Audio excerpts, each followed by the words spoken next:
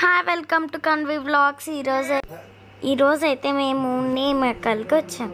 నేమకల్లో ఆంజనేయ స్వామి super ఉన్నాడు కదా. మాకు అక్కడైతే పెద్ద పెద్ద శంఖాలు కనిపించాయి. వెంటనే తీసుకొని ఊదాం అనుకున్నాను, కానీ ఊదకి రాదు కదా మనకి.